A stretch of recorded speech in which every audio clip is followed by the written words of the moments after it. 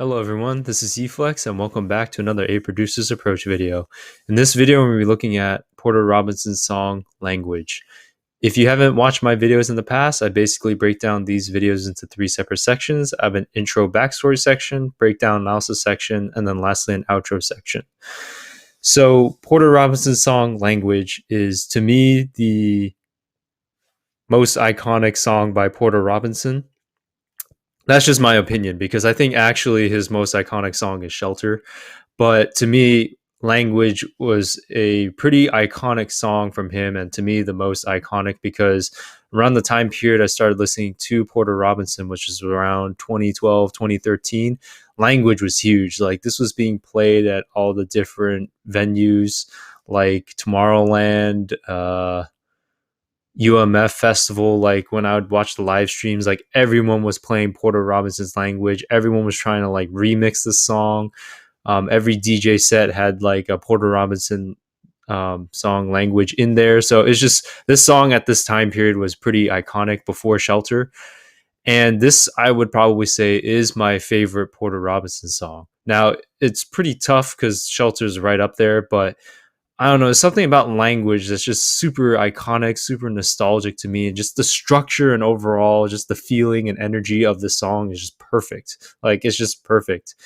And there's another song that is actually pretty comparable to this song in terms of a melody within Use This Song. So if you guys want to see which song I think is comparable to Porter Robinson's song Language, then feel free to stick around and watch, or click into the further into the video to see which song it is. But it was just one day I was listening to this song and the other song and I was like, wait, they remind me both of each other. Like I've heard this like progression or melody before, and I went back to both of them. I was like, whoa, this is the same progression, so, or pretty similar at least. So anyways, Porter Robinson's song Language. I fortunately was lucky enough to see Porter Robinson live. When I was in my university, Porter Robinson actually performed right before the Shelter tour at my university, which was pretty crazy because he was playing everything from his Worlds EP, and just kind of his new songs. Like I think at that time, Sad Machine was new. So that's pretty interesting. And Shelter was not even a thing yet. So Porter Robinson didn't even explode like already from his known fame into what it was with Maddie on creating Shelter and doing that whole Shelter tour. So it's just pretty interesting. Like every time I listen to Language and Easy, it reminds me of the time I was in my university, but it also reminds me of the time when Porter was not as big as he was after his Shelter tour and the song Shelter came out. So anyways, this is Porter Robinson's song Language, and let's get going.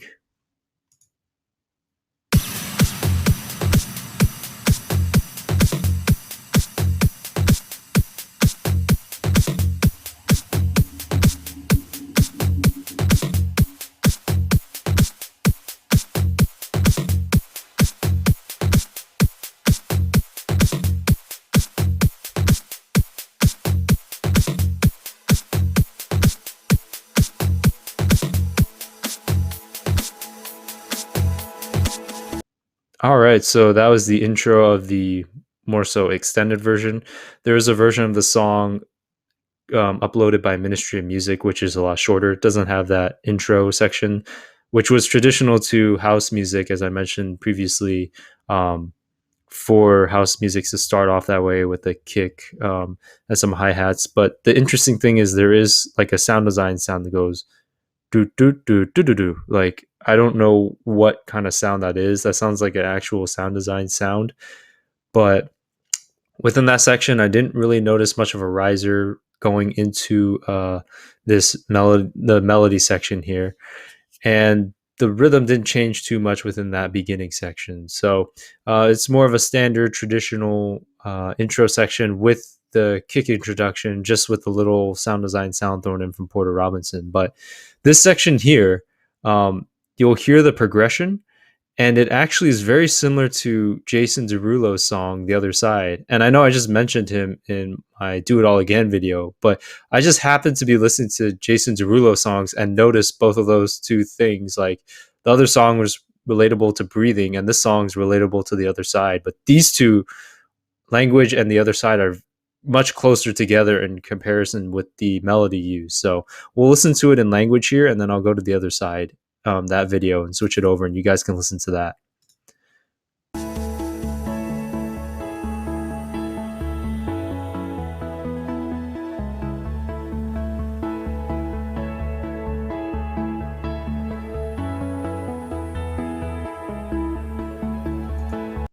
Okay, I just want to talk about the pluck melody, the that actually is the progression that's really similar to The Other Side by Jason Derulo, which is really interesting. But the piano you hear in this song is the traditional Porter Robinson piano that I've mentioned in the past. And I think this is the song that made that piano sound by Porter Robinson very iconic and very true to his style of music. I don't know if he uses that piano sound as much anymore, but this is the song that kind of defined his kind of shelter kind of style before he made the song with Maddie on. Because I believe a little bit of a piano was used in Shelter, but not as much. Like there are other songs like Easy where he uses the piano a little bit more, but this is a song which, when I listen to other songs, it encapsulates like this is the Porter piano. Like this is the song it comes from. So, anyways, we'll listen to that melody in The Other Side now. Hey, this could be perfect, but we won't know unless we try. I know you're nervous. All right, and then we'll listen to language.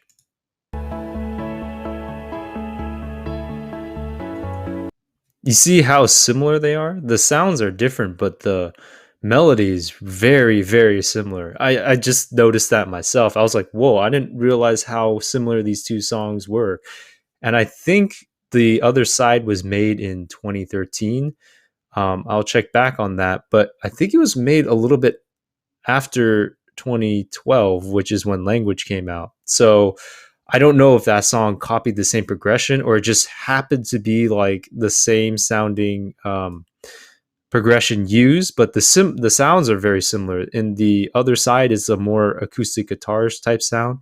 In Language, it's more of a synthetic pluck sound, but they're very similar, and that's why I noticed those two things. So I don't know if anyone else has noticed that before, but that's just something I noticed listening to these songs kind of back to back. And it could be a very common progression that a lot of artists use, and I never noticed that before. It's just the two sounds that were chosen for both songs are very similar. So that's the reason why I picked up on that. But, anyways, let's continue with language and let's go from there.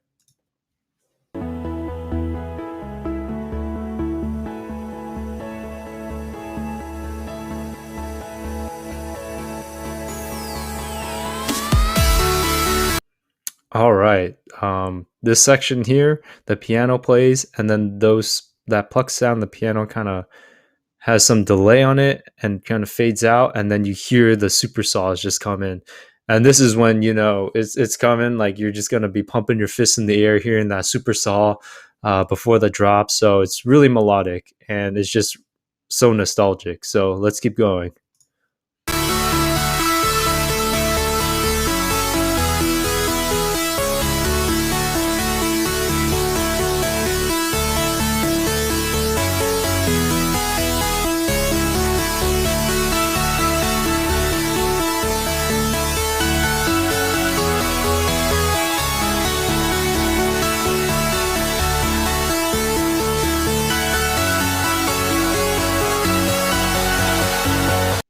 All right. So this section, I believe, is one of the most iconic sections of the song, besides the drop and besides the second break section. You really hear the super saw play. In the very beginning of this part, there was a sound in the background, like a higher pitched sound. I'm not exactly sure if that was a VFX or not, but here you hear the super saw, and then you hear that really kind of compressed piano in the forefront, and that is the Porter piano. I don't know if that's a trademark thing, but I call that the Porter piano. Like that is when songs use that type of piano. I always think of Porter Robinson. So that pairs really nicely with the supersaws on the bottom because it's a very synthetic sound with some distortion, it sounds like on the bottom, with a very organic sounding sound. So just the two different timbres of those two sounds mesh really well together and just give like a ton of energy within that melodic breakdown section. So now we're going to get into the transitioning part where he has this kind of sound design sound that sounds like a machine. I don't know, it goes wah, wah, wah, wah, wah, wah, wah, and then we'll listen to that part.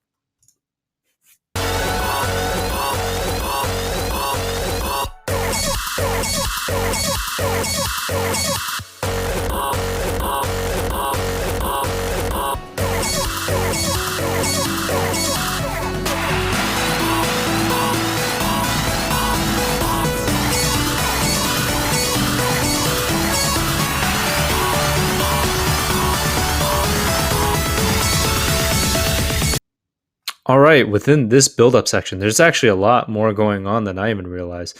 There's a call and response section happening between both the sound design sound that goes blah blah blah blah blah blah pew pew pew. They kind of like there's two different call and response sections there. The first kind of wub sounds calling, and that kind of higher pitch wub is responding, which is an interesting play to hear within the build-up section.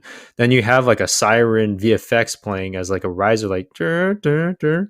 But that sound cuts out for a little bit when the melody is starting to be introduced for the drop section. Like when it's faded down, you hear the melody come in and that kind of siren VFX sound cuts out. And then closer to when the build-up is gonna reach its peak, you hear the siren sound come back again, and it's a little bit louder, and you also hear the lead sound being louder, and then you hear the transitioning of the two sound design sounds from Porter. Those start to get a little quieter a little bit, but yeah, just the VFX comes back in, and the main melody lead and the drop comes back in terms of being louder in terms of sound before it's back and introduced into the main drop section. So that section had a lot more going on than I even thought, and I think there was even a white noise VFX or something just thrown in there before this transitionary section. And I think there's transitionary percussion, and then it just drops. So let's get into the first drop in chorus.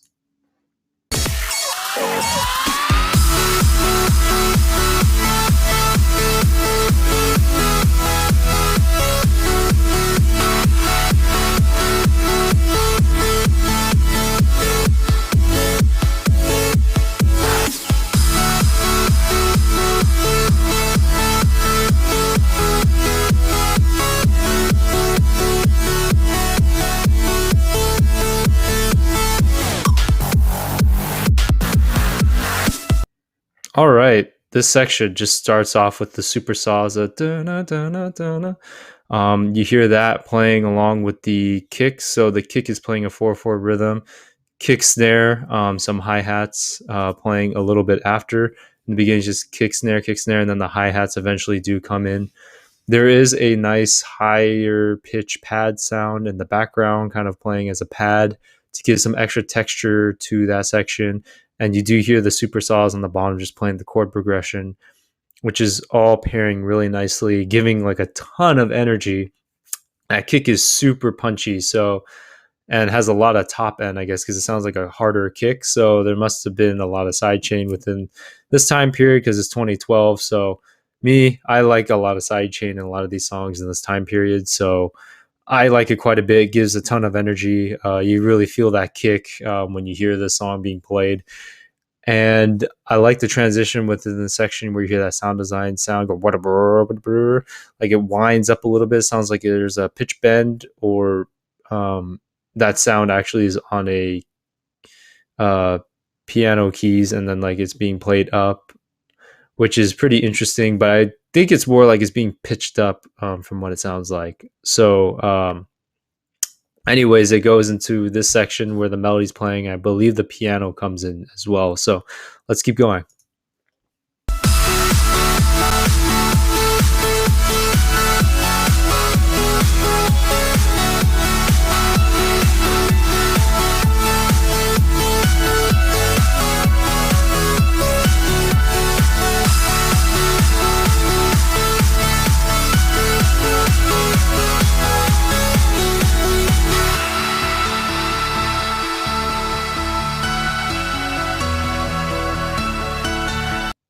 Okay, so that second part of the drop is really iconic too because the Porter piano comes right back in and plays along with the main melody playing with the supersaw synths and the chord progression, which is really nice within that section because there's a lot of high end sounds within that section. And it's impressive he was able to combine the super saws with a higher pitched piano sound, and they're all sounding very clear. So everything has its own space. Then eventually, towards the end of this drop, you hear the kick play in a more frequent fashion, just to kind of build up the tension to transition. And then it kind of the kicks fade out, and then the super saws fade out. You hear the piano, and then you hear a pad, and then you also hear a person. I guess it would be kind of like a choir thing, like someone singing like that, and then it's going to transition to the vocals. So that's almost like the lead into the vocal section within this part of language. So overall, that is one of the most iconic drop sections or chord sections, at least to me. Like I don't know, every time I hear that, I'm just full of energy. One fist bump, one head bump. Like it's this is like my ultimate pump up song. Like when I'm not feeling too good, I need to be pumped up. Like I'll listen to language like any day. So, anyways, enough of that. Let's keep going into this break section. Give me release. Let the waves of time and space surround me. Yeah, 'cause I need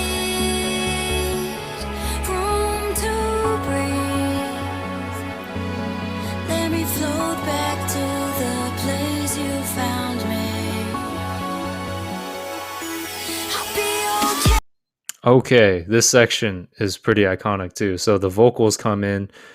There is the pluck sounds that you hear from the beginning. There is a string section too within this section to make it feel more euphoric, I guess, more dreamy like. And that is a really nice touch within this section because it really builds the space and captures like the image of what he's trying to portray with language. Kind of a nice dreamy break into like right after an energetic drop and then leading into another energetic drop. So it gives like a nice breath of air, I guess, before you go right back into the next like energetic melodic section and then second chorus section. So the piano sound is actually introduced in this section as well. It plays the root note or root chord, the root note of the chord, but it might be playing the chord progressions. Like you hear the piano being played on the root note, like dun, and that's played a couple times right before the sounds fade out, and then the vocal says "I'll be okay," and then it just goes right back into the super saws, big, huge melodic kind of break section there. So I just wanted to point that out because I never noticed the pianos coming back in within the section.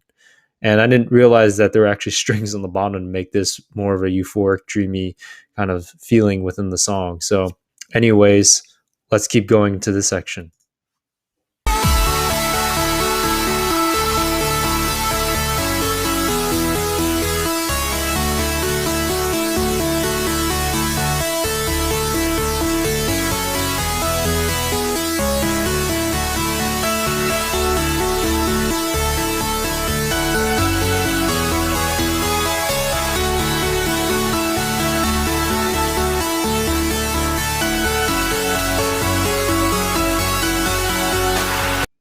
All right, so this section is similar to the last kind of melodic break section. The melody is the same, chord progression is the same, the piano being introduced is pretty much the same, but it works really well after the vocals because the vocals fade out and then it goes into the section. So even though some of the structures and some of the sounds and some of the melodies and chord progressions are the same, they just work so well for the song. There's enough variation within the song to make it not seem too repetitive.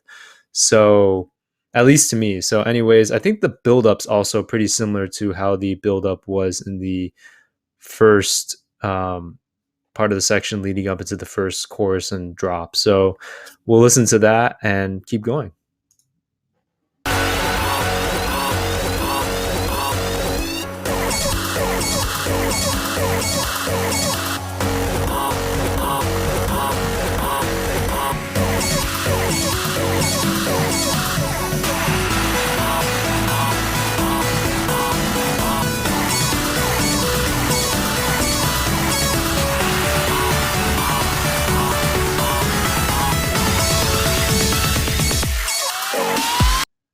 Okay, so within this build up section, the only thing I noticed is that that VFX with kind of the big kind of siren sounding sound wasn't used. The melody is actually playing earlier, actually after the big break of the melodic section.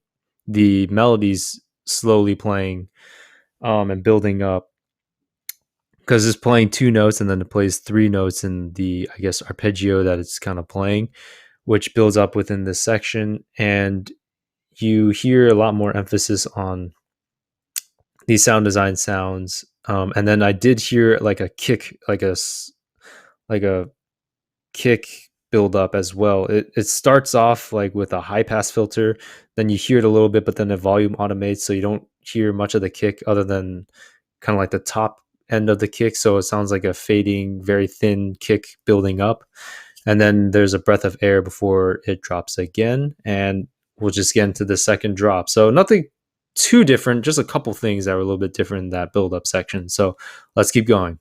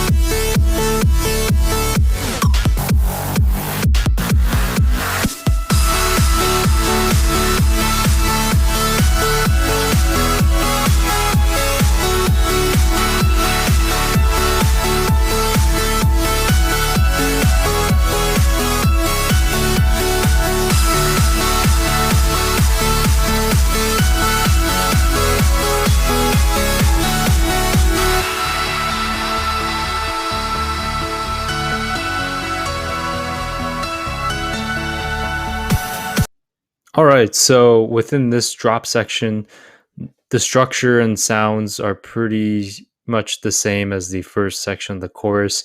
What I wanted to mention is that the kick and percussion in the first part of the second drop is similar to the first drop, in which it's just the kick in the beginning. There's not a kick and a snare, which is very rare to hear because most of the time, like in the second chorus or drop, the artist adds like a lot more percussion to the kick. But in this section, it was just the kick, and then in the next section is the kick and the snare, and I think there's a hi hat in there, but it might be very low in volume.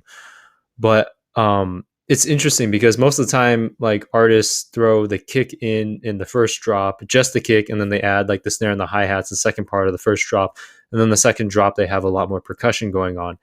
This song actually just had it like the exact same way, which worked really well because I never really noticed before that it didn't have a snare or a hi hat within the section in the first part of the second drop, which is rare because I guess the side chaining and the saw waves give enough energy and have enough high end frequency to really kind of push and give the flow to the rest of the song as it's going within the drop and chorus section. Like there's just enough flow and variation within these sections that he didn't have to add hi hats that, from what I can hear, within the section. So that's a very rare thing, very different, but overall the structure is the same. And then it's going to be a kick outro, but I'll talk a little bit more after that. So, anyways, let's continue.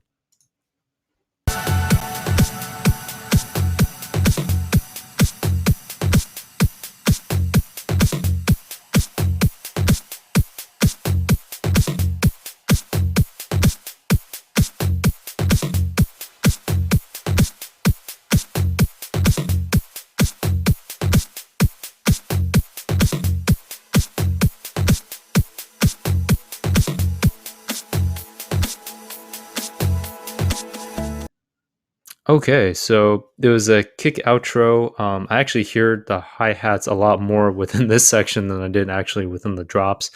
And then the kick outro is pretty similar to other progressive house songs, electro songs. and then it ends with a reverse kind of sweep, and then on the very first initial kind of root note you hear after the intro kick section, and then you hear the first kind of note in that beginning, you hear it at the end. So overall, Language is an amazing song, an amazing song. I don't know what else to say about Language. It's the ultimate pump up song for me. The Porter piano is amazing. The saw waves are really great. The structure of the song overall is really great. I mean, if I were to go live and play this in DJ set, I feel like this would be like in every set that I would play in. Like if I was a DJ, you know, going out there, like playing at a party or something. I don't know. I'd play this like in every set. Like it's such a good pump up song. Like, and it flows really well. The structure is really good for kind of mixing and DJing music, but just the flow of the song is really good, and it's a really iconic song. If you do like EDM, and a lot of people I didn't even think liked EDM knew this song. Like they knew Porter Robinson, they knew Language. I was like, wow, I didn't even know you listened to this. Like, okay, whoa, I didn't realize that song was that iconic. So I think Shelter's kind of taken this song's place, but to me, Language is still my favorite Porter Robinson song. So I hope you guys like this breakdown video. I hope you thought it was interesting that I found the comparison or the similarities from Language to Jason Derulo's song The Other Side, because just that progression or melody is so similar. It was kind of mind blowing to me when I first discovered it. I was like, wow, does anyone else know this? If not, like I'll point it out. Not that I'm a trendsetter or anything. It's just kind of weird how they're both pretty similar, and that's just a crazy coincidence, or maybe I don't know. The Other Side just happened to use that. So I don't know. It's just a weird coincidence, at least to me. So anyways, I hope you guys enjoyed this video. Listen to Porter Robinson's stuff if you haven't already. His newer stuff's not too bad. It's a little bit different, but if you really want a good gauge of Porter Robinson, listen to his older stuff. Language is a really good start. The World's EP is a really good start. Sad Machine and Shelter, if you haven't not heard that already. That's his most iconic song, or Easy as well. So anyways, I hope you guys like this video. Like, comment, subscribe, and I'll see you in the next A Producer's Approach video. All right, have a good one, everyone. Peace.